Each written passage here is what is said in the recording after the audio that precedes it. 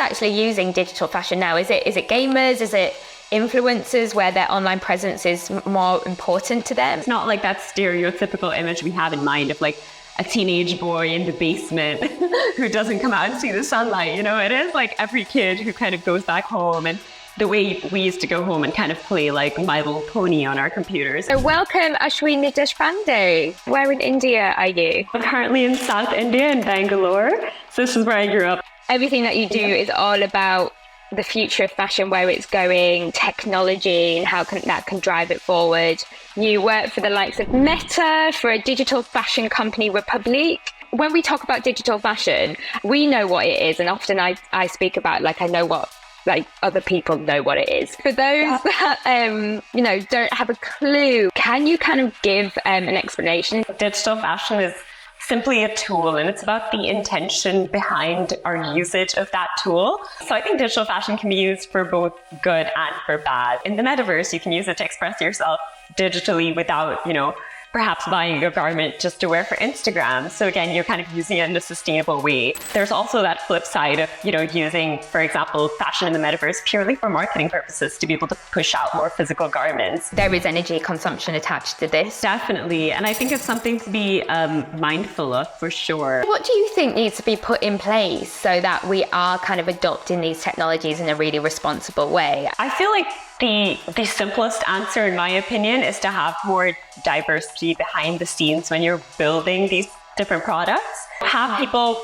who care about sustainability, who studied sustainability, who've worked in sustainable fashion, as well as people from all over the world, people from developing countries, women of color, women in general. Can you tell me what like a typical day is like for a digital fashion designer at somewhere like Meta? Because it isn't your everyday job, right? Definitely not.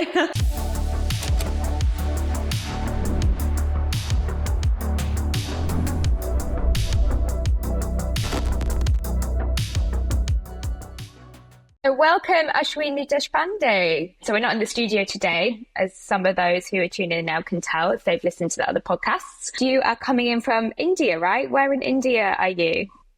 I am. I'm currently in South India in Bangalore. So this is where I grew up. This is where my parents are based.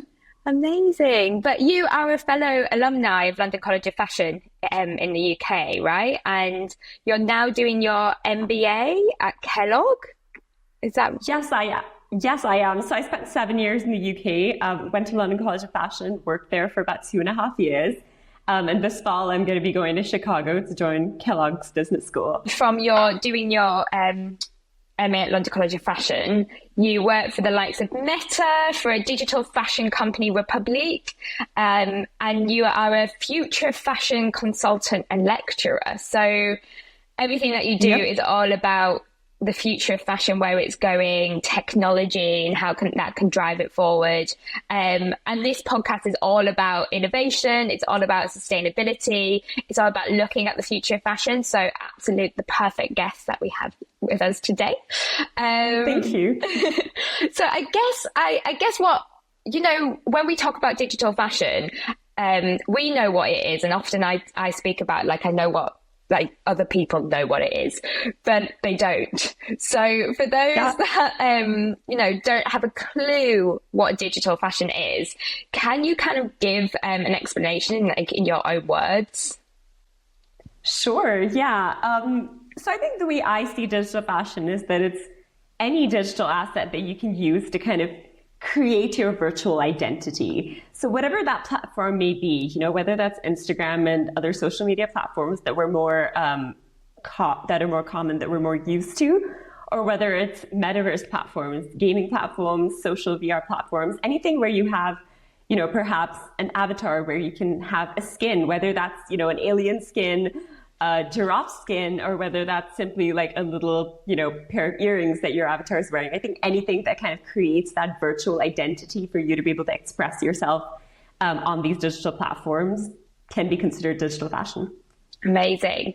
And like what initially kind of piqued your interest in digital fashion? Like where did it come from? That's it's a really interesting story, actually. So while I was at London College of Fashion finishing my BA in my final year, that's when COVID hit. And obviously it was difficult to go into university, use sewing machines. Normally we'd create, a physical fashion collection for your final collection, have a rank book and everything. But because of COVID, that wasn't really possible. And there were a couple of people going in using the sewing machines maybe once a week. But at the time, I was living with family and I wasn't really comfortable kind of going in to university and perhaps being exposed to the virus and things like that.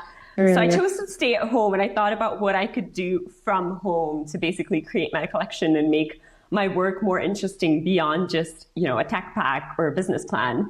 And that's when I started to work on Clo3D and teach myself softwares like Clo3D, as well as virtual reality. And so my final collection was a fully digital collection displayed in a VR environment that I made myself. So it was super experimental, super fun, and that really got me addicted. And after that, there was no turning back. I was like, okay, I'm going to stick to digital fashion. I can't see myself in physical fashion again. So. When you went to do your studies at LCF, did you ever expect that you'd be showing your collection in VR? Definitely not. In fact, growing up, I never wanted anything to do with technology.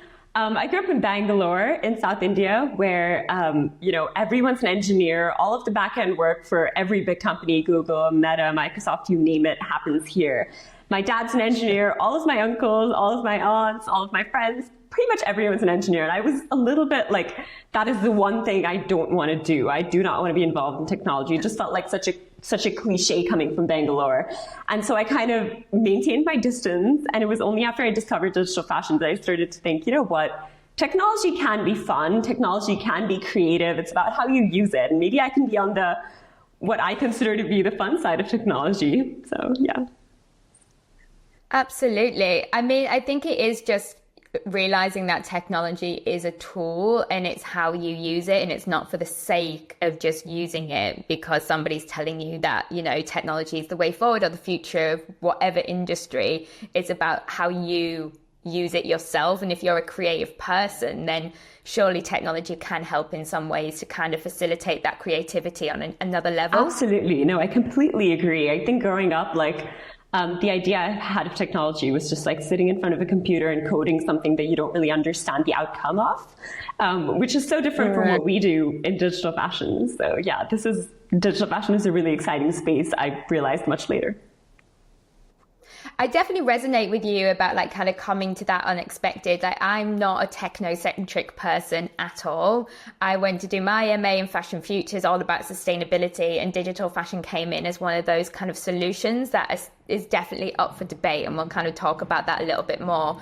But it was definitely unexpected, and I think you end up, when you're kind of studying, the joy of studying is kind of going down these different routes that you probably wouldn't take. So I guess from any students that are listening, from their point of view, remaining open-minded is probably really essential, right?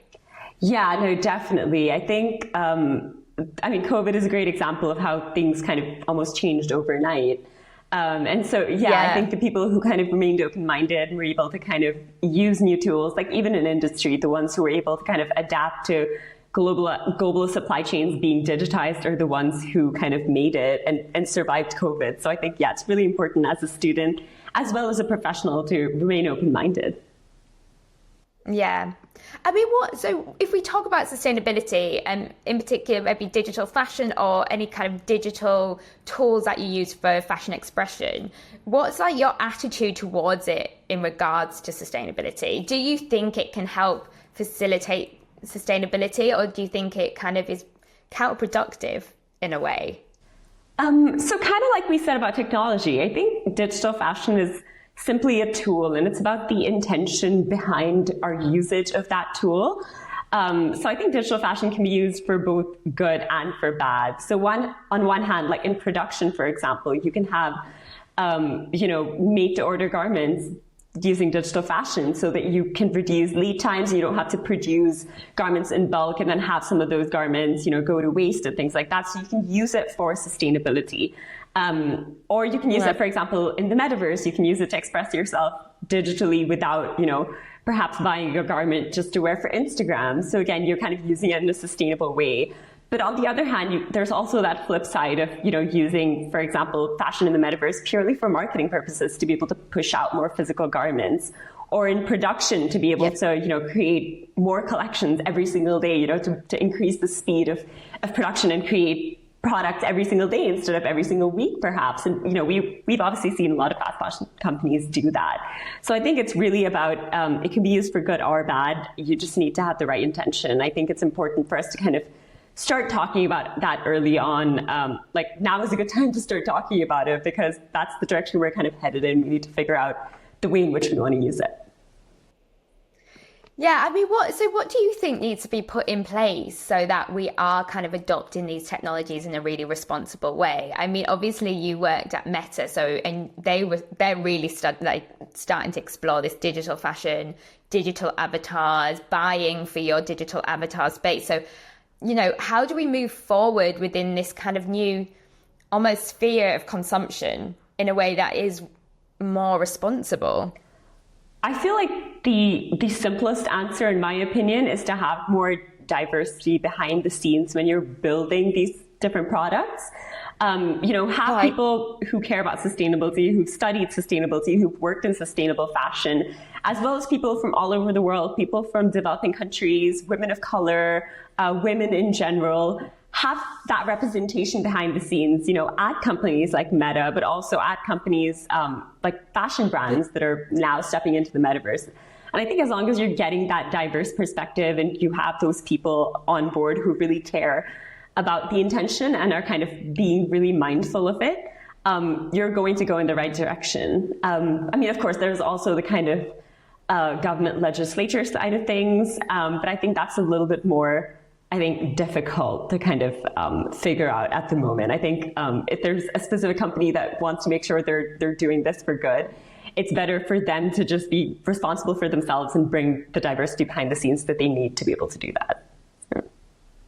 Yeah, you really touched upon a really, that is a really important point, but that kind of human element, I think a lot of the time when people think about using technology, whether it's, creating digital fashion items, using AI, etc., I think there's this kind of fear or perception that actually this is going to eliminate, human jobs or just the need for human work. And actually what you're saying is that it's actually quite essential to have people behind the scenes kind of helping to use those things. And that is really important to have the human choice, the human element behind it, right?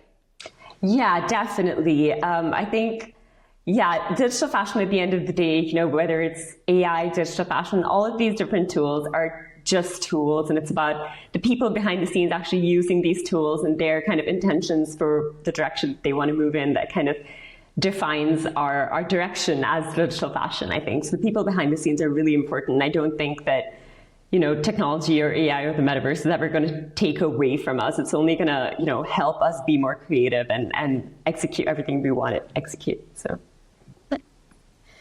how, we can see digital fashion and these kind of tools being really useful to brands and industry in terms of production and, streamlining manufacturing and supply chains, etc. But the thing that I'm finding, maybe you can kind of enlighten me here because it's something that I'm studying in my research, but the value that digital fashion has to the consumer. I mean, I know that we spoke about identity and, being able to dress and wear different skins and how you like. But I think, is there a disconnect from, say, people who are gamers, explore the metaverse, to actually people who love fashion and want to experience fashion?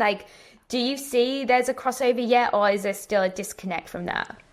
I think the crossover is there, but a bit small at the moment. And I think it's a question of time. I mean, as hardware and the software for it as well, for all of these digital fashion tools becomes more accessible, the general population and the kind of general population interested in fashion is going to take it up a lot more. I think with AI, for instance, AI is not new. There are people who've been working on it for 20 years now, but it's only now after things like ChatGPT have come up where it becomes very accessible to the consumer, to the common man. I think that's when we started to kind of really explore it and think AI is going to change everything.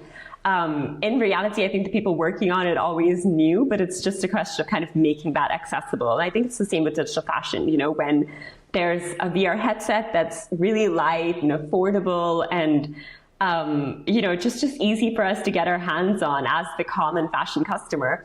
I see no reason why people are not going to adopt it. I think that just there needs to be kind of, that computational power and just everything related to it needs to get a lot better. So I think it's just a question of time and research and funding that all of these big companies are putting into these devices and softwares right now. So yeah.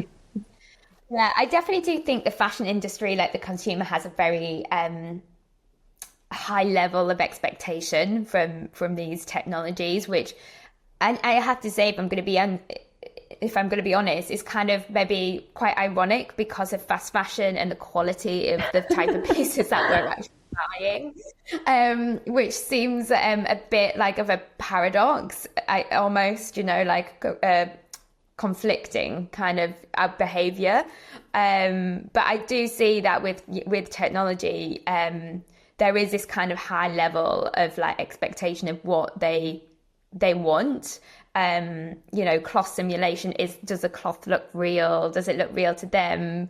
But also kind of like there's this feeling of like, do they want a digital fashion item to actually look too real, or do they want that uncanny valley? That feeling of, not being quite real because it's not real to them. It's not. It's like a real weird psychological element to that. Yeah, no, I definitely agree. But I also feel like in a way, like it's fine and it's good that they're extra critical, because I think it'll obviously take us longer to kind of get there and bring people what they want.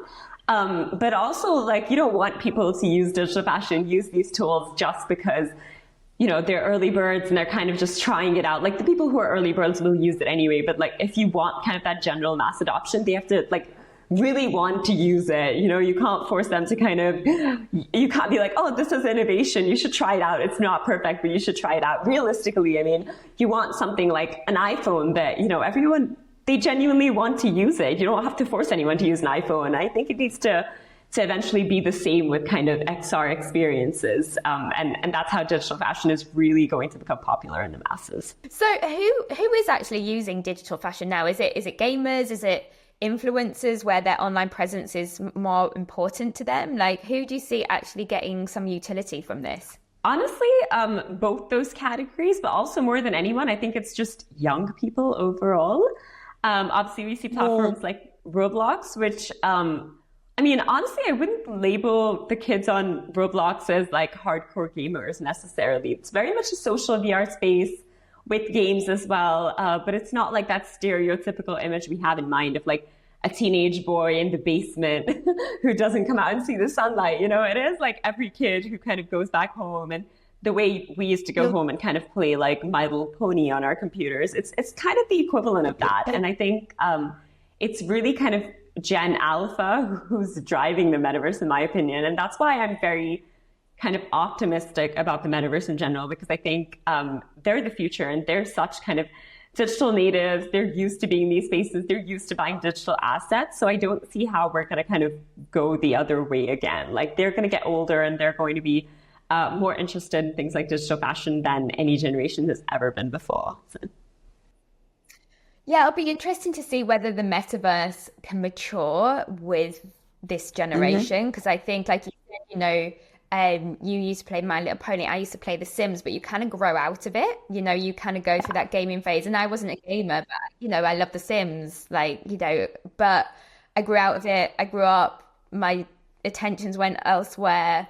And I don't know if the metaverse will be a different story. Like, will they just Roblox serve the purpose now for the generation alpha, and will they grow out of it? Or will this be something that grows with them because they grew up with technology?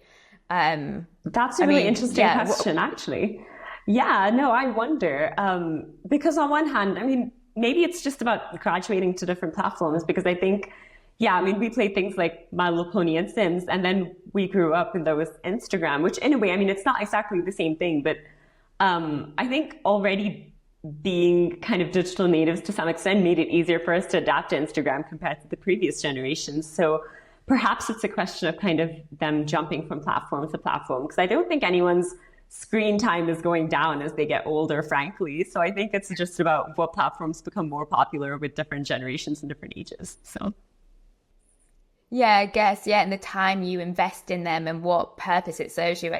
Instagram is kind of, I guess, like in many ways a CV to a lot of people, so they use it for work and not just for pleasure. So I guess, yeah, maybe there's a lot that the metaverse can learn from how we use these platforms already, which I'm sure has already been looked at in Meta. Which kind of leads me actually onto, like, can you tell me what like a typical day is like for a digital fashion designer at somewhere like Meta? Because it isn't your everyday job, right? definitely not. Every time I get asked what I do and I say, oh, I'm a digital fashion designer at Meta, I used to be a digital fashion designer at Meta, everyone's always very confused and also interested about kind of what the job is like. And frankly, every day is different. There were only 3 fashion designers at Meta, at the company globally. So it's very much working across teams. I was mostly working on kind of really early stage R&D, projects that are going to see the sunlight only like 5-10 years from now. So super kind of, just like raw research and development, trying to figure out what we should be even, trying to develop and what potentially could lead to certain integrations, but not actually working on those integrations right now.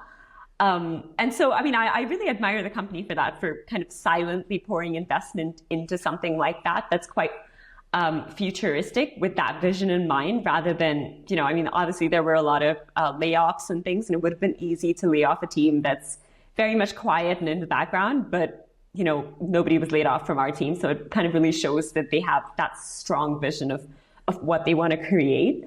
So it was amazing to be part of a team like that. We were about, the main team that I used to work in was about 60 engineers all over the world, in Zurich, in Tel Aviv, in New York, in San Francisco, in London.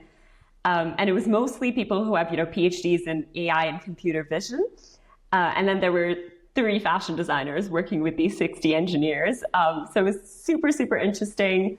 Most days, we'd wake up and there'd be a call first thing in the morning with a couple of different engineering teams and us designers. So we'd usually split our time between different projects. There were a couple of different projects that they'd be working on at each point. And a lot of times, things would change. It was very much a very agile approach, where if something wasn't working, they'd immediately switch direction. And if there was something else that they discovered while they were working on something, they would switch direction again. It was very fluid, and we got to kind of weigh in on those decisions a lot. So those morning calls were very much about kind of them telling us what worked from an engineering perspective and what maybe didn't work, and trying to pick our brains about whether, something made sense for a fashion designer or not. Like, this is what we created as an engineering team, and, what do you think of this? What else can we do with it? Do you think this is useful? Do you think this can be twisted in this other slightly different direction? So it was, really weighing in on that kind of early stage product development, I guess.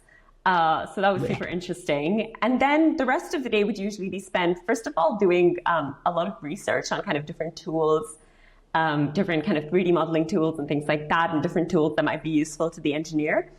And then a lot of times we'd go ahead and kind of build clothes within different platforms, export to different platforms. So it was a lot of that sort of testing based on what the engineers needed, and then a lot of back and forth of like sending that to them trying it out, and then it usually wouldn't work the first time around, and then we'd come back and make some changes. And so it was very much both ways of kind of feedback. They'd come back with an engineering product, we'd go back with a garment, and then we'd comment on each other's work and kind of try to figure out how to bring them together. So honestly, it was an incredible experience. Fascinating. Oh my gosh. I'm just trying to, it must be quite intimidating in a way. To work with such brilliant people, technical skill sets, and then suddenly you have to create garments. I guess you were kind of the kind of user facing element, and they were the back end. Is that right? Have I got that right? Yeah, mostly. Yeah. Mm-hmm. Yeah. Okay. And then like you said, there's research as well. So, I guess, and this is just my perception of how Meta works, but Zuckerberg always said you have to move fast and break things. But is that still the same kind of ethos that they have, or is there more kind of research, consideration, etc. before executing certain things, or is it that kind of fast pace, like let's just get this like done and see if it works? I think there's a bit of both, but I would say that they do seem quite patient with kind of some of these projects. Like I said, they're quite like futuristic projects, and they're really taking time to kind of figure out like, is this something that we should be working on for another 10 years to try to develop? And I think that's quite a serious decision to make about whether you're going to pour investment into something silently for 10 years. And within, that kind of those projects that we were developing, if there were like 5 projects, which out of those 5 projects should we pick if we had to pick 2 projects to continue to develop over 10 years? And so I think they do really take those decisions seriously. And that is very much, it takes a lot of research. There are a lot of kind of people from a lot of different technical as well as non-technical backgrounds weighing in on these decisions, including obviously us fashion designers. And yeah, I mean, honestly, it's an incredible team. Like you said, everyone is just super, super advanced technically, but also, yeah, just really smart in general, but super, super kind, and always willing to kind of hear our perspective on things, as fashion designers, but also as like, one of the other designers and I are both women of color, and, wanting to hear our perspectives of having grown up in places like India and Iran, and kind of trying to understand if this will be, because obviously Meta is a global company, so trying to make sure that we're not just building this for the client in the West, but that we're also building this for clients all around the world, which I really appreciated that they were kind of had that approach to it so early on. So, yeah. I have a question, and I hope you don't mind me throwing it in here, but I was speaking to somebody who worked at Meta before, and it was more about the avatars, the creation of avatars, and the responsibility of being transparent and ethical and representative, and inclusive when people are creating avatars. And there was some work on building out an ethical framework for these avatars.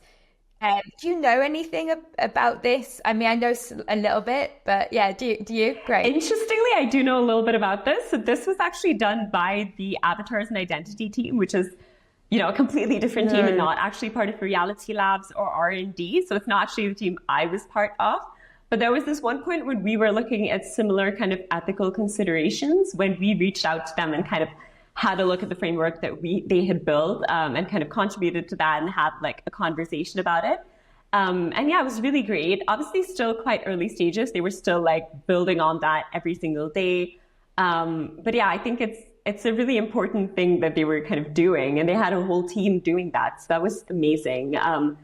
And, there were, with that framework as well, there were things that one of the designers and I added to it because, she's someone who grew up wearing a headscarf, and I have obviously grown up seeing and wearing a lot of saris, and we were kind of looking at the ways in which these saris and things were draped on avatars and like the kind of designs that they were putting out, and we were kind of commenting on what we liked and what we didn't like, and they were taking that very seriously as well. It was a really interesting conversation, definitely. Yeah.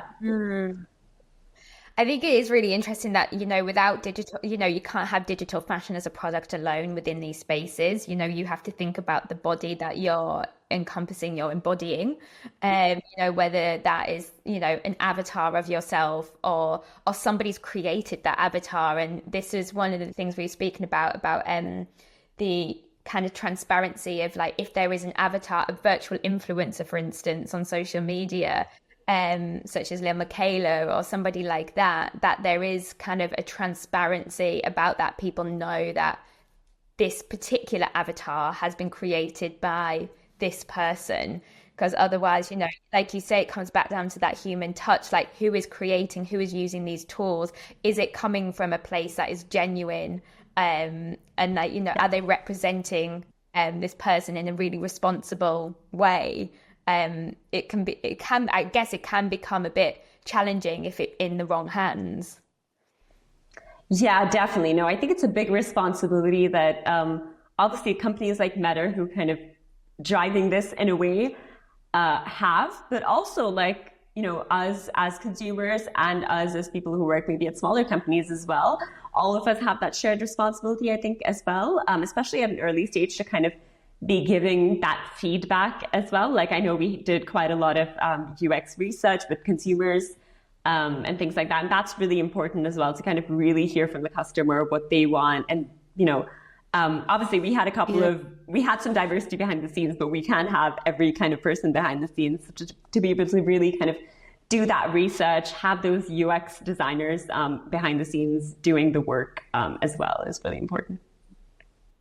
No, it's an interesting thing. I mean, we speak a lot about our personas and what we put out on social media, and then suddenly you have this new filter where there's like, now you can create these digital representations of you or somebody else. And, how do we even manage that side as well? Like, it's great that digital fashion offers this platform for freedom of expression, etc. But I think it does come with, maybe some responsibilities, some ethical guidelines that need to be put in place so that people are using them, what they're perceiving online, they understand is, digitally created or, and who that's from. But yeah, it's a challenging debate. But but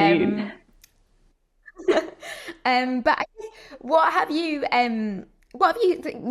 seen in your experience, in your work? I know that you do a lot of different things, lecturing, as well as, obviously you're going to go and do your MBA, but I guess, is there any technologies, any innovations, anything that you believe that is going to have a major impact on the future of fashion?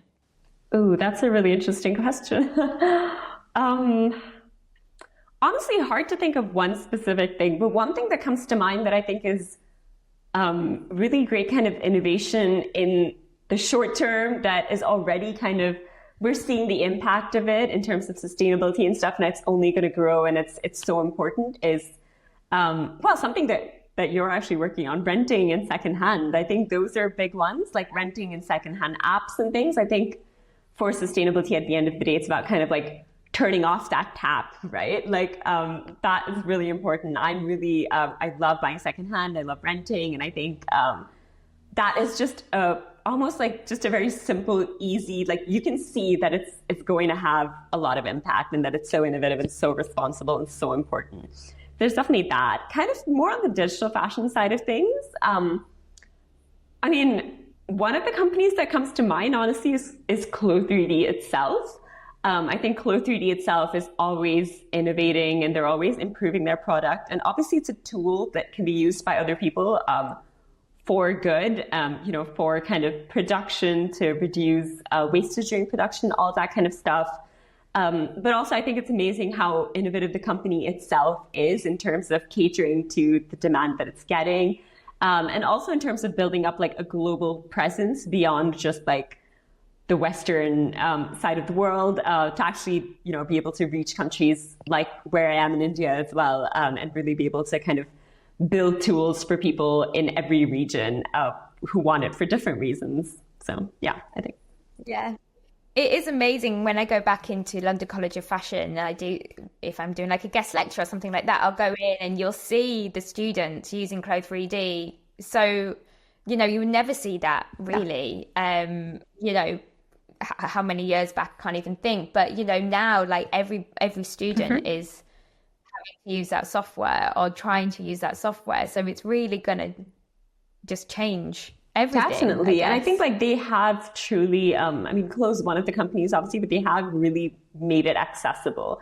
I do think it is relatively easy to access as a student. You have the student discount, and it's quite easy to get a hold of, which I think is really important. So yeah. And it's interesting that you mentioned, rental and resale. I think in a way, rental, resale, even digital fashion they have similarities because Absolutely. They're there to, like as a solution, I guess, to reduce our need for physical. I guess like, I feel like I'm kind of leaning towards calling them like satisfaction models in a way. They're kind of,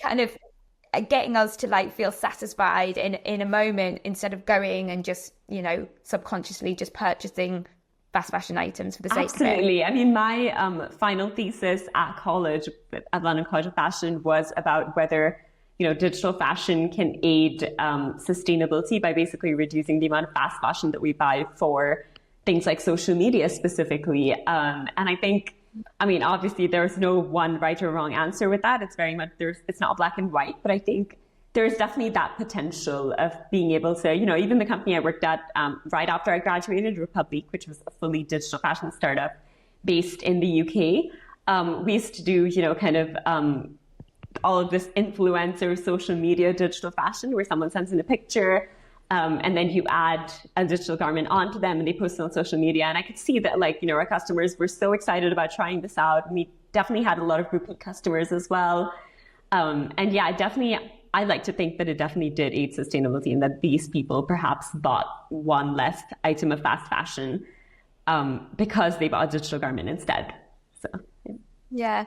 Did you call them a groupie? I didn't, but is that, yeah, okay. I thought you said the groupie for fast fashion, like you were creating these groupies of digital fashion. I was like, oh, wow, okay. No, unfortunately not. That was the technology. Maybe that was the bad reception. But yeah, there's so many more now, isn't there? Digital fashion houses. You mentioned Republic. There's DressX. There's Tribute brands. Ouroboros. Am I missing? Ouroboros, Institute Digital Fashion. There's so many now, isn't there? Many, yeah. And it's amazing also because if you go on DressX, they have a lot of different digital designers who sell on their platforms. So you really kind of get to see the breadth of kind of designers selling on there, like people from all over the world, lots of different types of collections, some very kind of cyber looking collections, some very more kind of almost day-to-day looking digital fashion collections. It's super interesting to just see like the different designers and the different way in which all of them approach digital fashion and create their collections. And I wonder if these designers were had a fashion background or whether, they just suddenly found their creative outlet through digital fashion design purely, or which came first, the chicken or the egg. I wonder. It kind of opens up a lot of doors. I guess it's a really good way of any kind of designers who want to kind of push the boundaries of their creativity, can tap into digital fashion as well as producing physical clothes, but maybe they can coexist in a way that hopefully is more sustainable. Yeah, no, definitely. And I think it's amazing that normally, as a young designer, to start your own fashion brand, or even for a lot of people to even study fashion design is not very accessible. Whereas with Clo 3D and with digital fashion, I think to be able to start your own brand becomes less of a dream and more of a reality. So I think that's amazing as well. As long as you have access to the internet, I guess. Yeah, and access to, obviously, you need the type of computer that can run some of these softwares, which sometimes can be a little bit difficult as well as paying for some of these tools. I think there'll always be those factors, but I think compared to having to invest to build a physical fashion brand, it's probably a lot more accessible. I think if we're kind of talking about sustainability as well, we do have to talk about there is energy consumption attached to this. I mean, the energy is it's significant at the minute, right? Definitely. And I think it's something to be mindful of for sure. As you mentioned, I think, we're at risk of kind of overlooking that, because if you look at a digital garment and you compare it to a physical garment, just purely, 1:1, then you think, oh yeah, the carbon footprint is a lot lower, but realistically, that may not be the case. How long are you taking to create this garment? How many of these garments are you making in terms of quantity?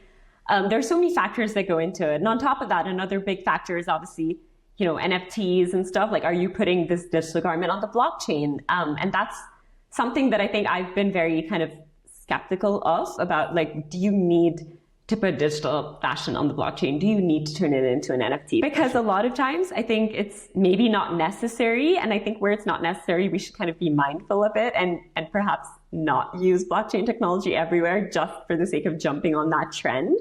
And then obviously, even if you are looking at blockchain, there's proof of work versus proof of stake. So, and there are, a lot of different types of blockchains. There's Tezos, and there's Ethereum, and all of these different ones. So I think it's definitely something we need to be mindful of and kind of try to make the best decisions possible.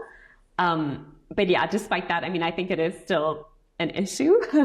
But hopefully there's going to be more innovation and more kind of breakthrough technology to kind of try to fix that as well, try to make digital fashion less kind of energy intensive and energy heavy. But yeah, we'll just have to kind of see where we go with that. So. I mean, there's thing that feels more certain is that technology will advance. It's just whether it's like advancing in the right direction, I guess, to consider, these factors of like, are we still using too many resources from our planet, or how are we kind of, again, keep coming back to this term responsible innovation, like how are we innovating in a way that is beneficial to people and also the planet as well, right? So we need to be careful of some of these claims, I guess, that digital fashion, like you said, is it more sustainable if we're, consuming so much energy or creating NFTs, etc. So I wonder if that comes under the banner of greenwashing a little bit. I guess so. Mm-hmm. Yeah, yeah. I think we need to be mindful, as you said. So can you just tell me what are you working on now? Like, when are you going to Chicago? Mm-hmm. So I moved to Chicago in August. So I've got a couple more months in India before I move. And I've been here for about over 3 months now. So basically, I mean, once I got into business school, I decided to quit Meta and come back home for some time because I've been doing some digital fashion lectures in the UK as well. But I kind of felt like there wasn't anyone talking about it in India. And I felt like it was really important for me to kind of come back and go to fashion schools here and actually tell people about digital fashion and share my experience with them. Because I think, it's just like I said, I mean, it's so important to have diversity behind the scenes. It's so important for developing countries to not lag behind when it comes to this stuff. And so this seemed like the perfect opportunity to kind of take 6 months to do that and kind of do my bit. Right. And so, ever since I've gotten here, I've been basically getting in touch with different universities all over the country. Obviously, it's a huge country with a lot of different fashion schools, and there have been a lot of interesting challenges to navigate, especially, I mean, there are some of the government institutions which are considered to be the top colleges, but they have really kind of strict hierarchical kind of guidelines around, if you don't have 10 years of work experience, you can't come in and be a guest speaker and things like that I haven't really encountered in the UK. And so, it's been interesting to kind of try to navigate those and I'm trying to get them to understand that, I bring a different kind of experience to this and I bring a different perspective, and that, you can bring someone in with 30 years of experience in the fashion industry, but they're not going to have the same perspective that I have.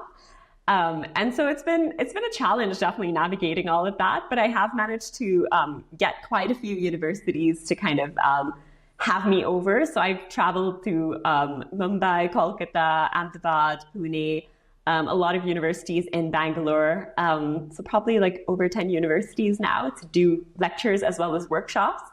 And I've been doing basically lectures as in, talking about the work that I've done, telling them a little bit about what digital fashion is and what it can be used for, about the production side of things, as well as the metaverse side of things. And, a lot of these are students who are, brilliant academically, really good with physical fashion, but have never even come across the word metaverse before. So it's very much starting from the ABCs and explaining all of that. And then a lot of times I kind of continue on with a 3-day workshop in virtual reality.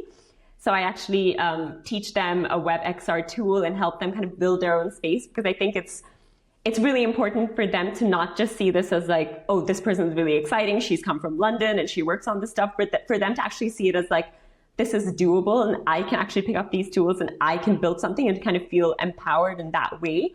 Clo 3D, unfortunately, most of them don't have access to, which is why I'm not able to teach them that. I have encouraged them to kind of get free trials or get a subscription with the student discount and try it out themselves. But I think, introducing them to kind of web XR means that they're a little more excited about it. And then a lot more kids have kind of gone on to try Clo 3D on their own, or even sign up for online Clo 3D classes and things like that. So I mean, honestly, it's been an amazing journey so far, and I'm looking forward to doing that for a couple of more months, and doing as much as I can in that space before I move to Chicago. So. Amazing. And what's the general reception when you go in? Are they just what is this or are they like really like, oh my God, this is amazing? Can they see the possibilities and the potential? I think there's both. I think there are honestly probably like 60 or 70% of the students are very like excited and they think it's very cool. But I think despite the workshops that I'm doing and stuff, they still feel like it's too much, and they kind of feel like, oh, but I'm never going to get there. And it's quite hard. I feel like my biggest job is really trying to convince them that they can do it as well. But there's definitely that 30 to 40% who are a lot more optimistic about it, who go back and, email me later on and say, oh, I tried out this platform. I downloaded Clo 3D, which is really, really encouraging to see. So it's definitely been mixed responses. But what I've been really happy about more than anything is that anytime I go to one of these universities, they usually, at the end of my lecture, there's one of the faculty members takes me to like the head of department or the head of college, and they really want to like sit down with me for an hour or two and kind of discuss how they can bring digital fashion into their curriculum, because they really want to do it, and they kind of want my help to get there. And so those have been some amazing conversations that I've had with faculty all over the place about how they can integrate digital fashion into the curriculum. And I think hopefully a lot more of those colleges, a lot more of them are definitely speaking to Clo right now, trying to get subscriptions for the university. And hopefully that's going to happen soon. And a lot more of them will be working on things like Clo 3D. So, yeah. Amazing. You're like the digital fashion messenger of advocates. I try to be. Brilliant. I want to be. So. You are spreading the word. I mean, I guess like, I feel like there's like two sides of your brain, that the technical and maybe creative fashion design, it doesn't really mix, but hopefully through people like you who are showing that it can happen, I think, people will start to see, be more open-minded and less kind of traditional in their ways of approaching maybe fashion design. Because fashion is all about creating newness and exploring those things. So it's interesting that, it's still taken a while for the fashion industry to kind of catch up in that respect. Definitely. And what are you expecting then from your MBA? Have you got any ideas in mind, or are you still keeping them like hush until they evolve?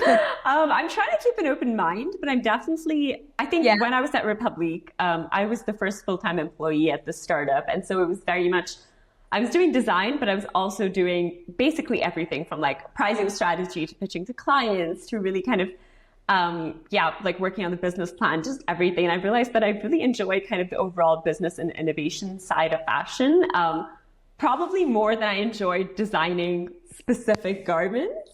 And so, right. I do want to be able to kind of work on innovation on a larger scale and kind of like, integrate digital fashion into, business plans and make it sustainable for businesses to kind of explore innovation and responsible innovation and all these different things. So I can't say I have a very definite kind of idea of what I want to do after, but I think that's definitely the direction in which I plan to go. So, yeah. Amazing. So just before we wrap up, Ashwini, can you tell me like where we can find you? I know that you've started a podcast as well. Can you give us a bit more detail on that? I'd love to listen. Yeah, of course.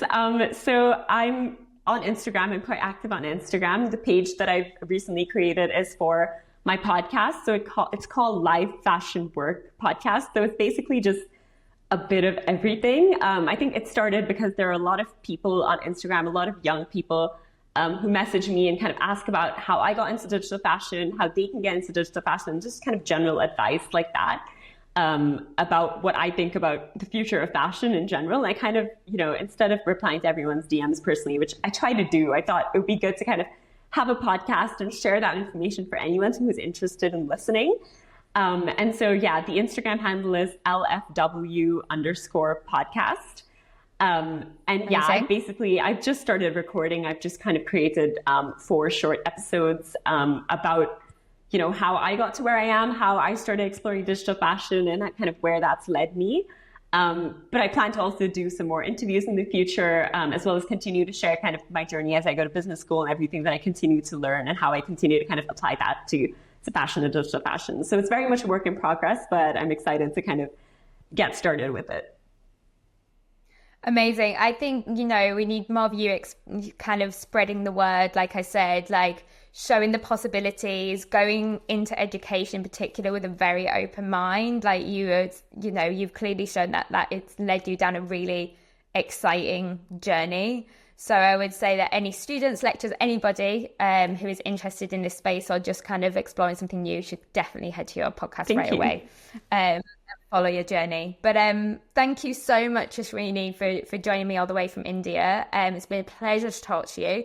And I'm really excited about what you do with your MBA. Thanks so much. It was a super interesting conversation, and thanks for having me on the podcast.